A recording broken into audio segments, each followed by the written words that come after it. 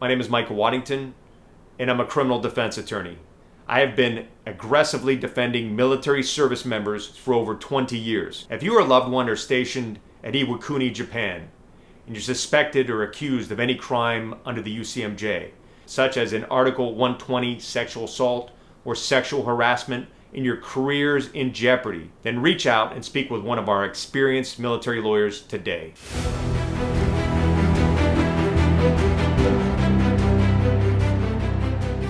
If you are accused of any serious offense under the UCMJ, such as a UCMJ Article 120 sexual assault, then you should be concerned. Right now, the military is waging a war on sexual assault. You can expect a zealous and determined prosecution team coming after you and trying to win their case. These elite military prosecution teams are well funded, well trained, and bound and determined to win convictions. They are on a mission to prove to Congress that the military does not tolerate any form of sexual assault, domestic violence, or sexual harassment. Military prosecutors will be relentless in seeking a conviction and serious jail time once they have you in their sights. To make matters worse, under new laws that went into effect in December of 2023, the new military justice system is victim-centered.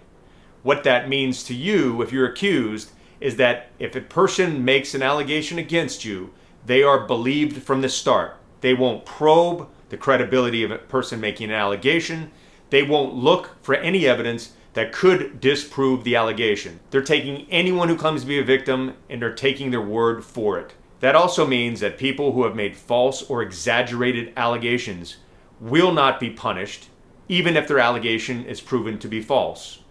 If anything, they may be allowed to retire and get military benefits for military sexual trauma, even if the allegation is proven false in court. You can expect to encounter law enforcement trained to start by believing. Therefore, you're presumed to be guilty once the investigation has started, and the law enforcement and prosecutors will act accordingly.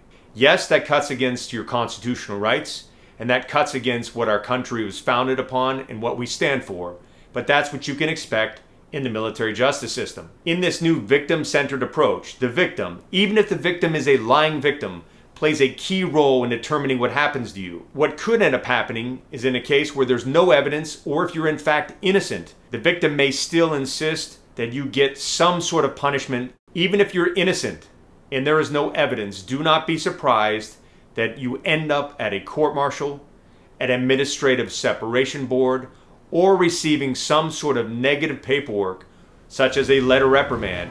If you are under investigation for any crime under the UCMJ, then you need to stand up and take responsibility for your defense.